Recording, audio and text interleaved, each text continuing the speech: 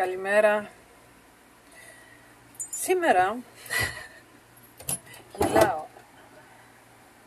Όταν όμως ξεπεράσουμε το σοκ της αρχής, όταν ξεπεράσουμε δηλαδή τις πρώτες συνειδητοποιήσεις, όταν ξεπεράσουμε και τρώμε τα πρώτα μας χαστούκια που λέμε «Ωχ, έχουν δίκιο, ωχ, τι λες τώρα».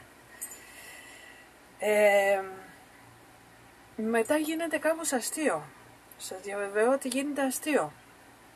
Το όλο θέμα, η όλη κατάσταση, οι όλες οι καταστάσεις που ζούμε με έναν ναρκισσιστή. Λοιπόν, πολλοί σου λένε του μπεκί, παρακολούθα και μην αντιδράς. Είναι μια διαδικασία αυτή, να μπεις στο πνεύμα αυτό, γιατί έχεις μάθει να αντιδράς πολλά χρόνια τώρα. Όταν συμβεί αυτό και αρχίζεις και παρακολουθείς ταυτόχρονα και βλέπεις πιο ξεκάθαρα τις τακτικές τους, γελάς. Ένα άλλο καλό όμως όταν καταφέρνεις αυτό είναι ότι αφήνοντας τον ναρκισσιστή να εκφραστεί, θα πει πολλά παραπάνω από όσα πρέπει, τα οποία τον προδίδουνε. Προδίδουν αυτό που είναι στην ουσία και αυτό που σκέφτονται στην ουσία. Λοιπόν, ένα τηλεφώνημα σήμερα το οποίο εγώ υπέθεσα, που δεν χρειάζεται να μαγνητοφωνήσω. Γιατί απλώς έπαιρνα τη μάνα μου να μάθω το ποσό που της χρωστάγα. Το περσινό ποσό που της χρωστάγα. Πόσο να στραβώσει η συζήτηση γι' αυτό? Χαρά δεν θα της προσφέρει. Ότι πάω να της δώσω λεφτά. Θέλω να ξέρω το ποσό για να σου φέρω τα λεφτά, ας πούμε. Δεν θεωρείς ότι χρειάζεται να το ηχογραφήσω. Και κακώς. Ακόμα και όταν θεωρούμε ότι η συζήτηση θα πάει καλά, το στρίβουνε και πάει αρνητικά. Και εκεί είναι το καλύτερο κιόλας. Δεν σκέφτηκα που τώρα μου έρχεται. Το πρόβλημά της δεν είναι να της δώσω λεφτά. Αυτό είναι ένα πρόβλημα που της αρέσει να το χρησιμοποιεί. Ότι της χρωστάω λεφτά και ότι δεν της τα δίνω. Όσο εγώ της τα χρωστάω, τόσο αυτή έχει αυτή τη χαρά να μπορεί να με κρίνει, να με κριτικάρει. Τώρα πάω να της τα δώσω τα λεφτά. Δεν είναι ότι καλύτερο, δεν το θέλει αυτό. Αφού θέλει να της χρωστάω, για να έχουμε πρόβλημα. Ακούγεται λίγο παράλογο, αλλά όταν ξέρουμε ότι στον ναρκισσιστή αρέσει να χρησιμοποιεί όλα τα αρνητικά, γιατί τα πάει παραπέρα, τα διαφημίζει, για να ανεβάσει τον εαυτό του, διαφημίζει όλα τα αρνητικά των άλλων γύρω του. Λοιπόν, όταν το παιδί σου χρωστάει λεφτά, πολύ συμπονία παίρνεις από τους άλλους. Τι έκανε αυτό το παιδί, δεν σου δίνει λεφτά.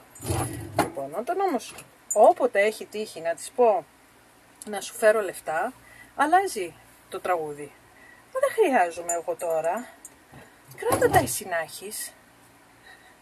Έχουμε τέτοιου είδους απαντήσεις. Τέλος πάντων, σήμερα η αντίδρασή της δεν ήταν αυτή η απάντησή της. Μου έδωσε το ποσό και μετά έστριψε η συζήτηση και άρχισε να ζητάει άλλα πράγματα, τα οποία έχουμε ξεκαθαρίσει ότι δεν πρόκειται. Λοιπόν, να συμβούνε. Και μπήκαμε σε μια διαμάχη, δηλαδή όταν λέμε διαμάχη άρχισε να με κατεβάζει για το ένα, κατεβάζει για το άλλο. Προσπαθούσα να της δώσω να καταλάβει ότι κάθε φορά που σε παίρνω θα συμβαίνει αυτό το πράγμα. Δηλαδή για ό,τι και να σε πάρω θα αισθάνεσαι εσύ την ανάγκη να με κατεβάσεις. Και τέλος πάντων της εξηγώ πάλι για 100η φορά, γιατί της αρέσει να επαναλαμβάνεται σε κάθε τηλεφώνημα και να συζητάμε τα ίδια. Και όταν της λέω εγώ, βρε μαμά, πάλι τα ίδια θα πούμε. Το έχουμε πει 100 φορές. Δεν τα αφήνουν το θέμα, δεν το καταλαβαίνεις να τελειώνουμε. Σου έδωσα εξήγηση, σου έδωσα το λόγο μου. Φτάνει, άστο. Όχι, δεν μου έχεις δώσει αρκετές εξηγήσεις. Όχι, αυτό. Τέλος πάντων, κοίτα να δεις, της λέω.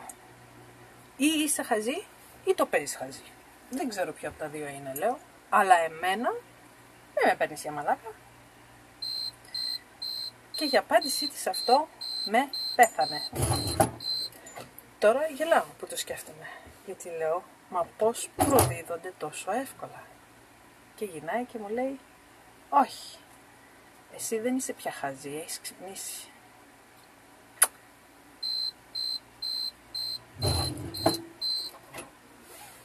Πώς το παίρνω εγώ? Απλά το παίρνω σαν να μου λέει, τόσα χρόνια εγώ σε παίζω, σε εκμεταλλεύομαι, ψυχολογικά, συναισθηματικά, γιατί είσαι απλά βλαμμένο. Τώρα ξύπνησες. Και αποδεικνύω πάλι αυτό που είχα καταλάβει τους τελευταίους μήνες, ότι της σπάω τα νεύρα αυτή τη στιγμή, της σπάω τα νεύρα γιατί δεν παίζω πια το παιχνίδι της. Ήταν απλή η φράση της. Όχι, εσύ δεν είσαι χαζή πια, έχεις ξυπνήσει.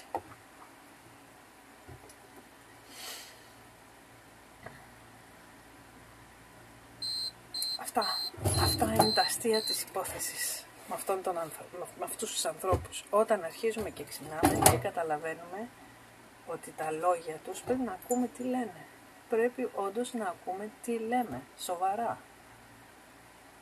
Με τον ίδιο τρόπο που μου είχε πει την άλλη φορά, όταν της έλεγα για τα λεφτά που της δίνω για τις επιχειρήσεις, ότι είναι πολλά, ότι υπάρχει νόμος, ότι είναι τόσα σπιτάκια, τόσα διαμερίσματα, διάρρη, πάει από διάρρη 1.500 μέχρι 2.000, ανάλογα με το μέγεθος του σπιτιού, της βίλας, ξέρω εγώ τι. Τα λεφτά που της δίνω, το ποσοστό που της δίνω απάνω στα έσοδα, ενώ τα δουλεύω εγώ, είναι πολύ μεγάλα. Πολύ μεγάλο. Από φορολογικό τέλος πάντων, έτσι. Τα μάθαμε αυτά. Και η απάντησή της τότε ήτανε, βλέπω ενημερώνεσαι.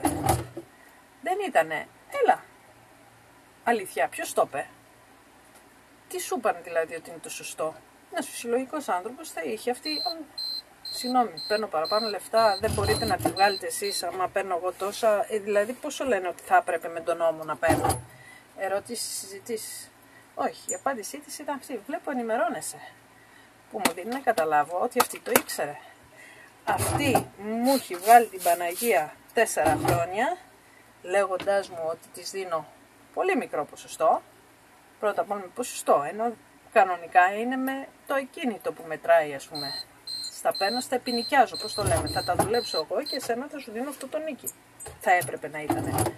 Αλλά όχι, χωρίς να κάνει απολύτως τίποτε, παίρνει 30% των εσόδων. Και μου πάνε, δεν πρόκειται να τη βγάλεις εσύ, δεν μπορείς να ζήσεις με αυτά. Να σου δώσει ο άλλος αυτή την απάντηση, βλέπω ενημερώνεσαι, βλέπω ενημερώνεσαι. Δεν στόχα, έπρεπε να προσθέσει κιόλας, δεν στόχα. Έχεις ξυπνήσει,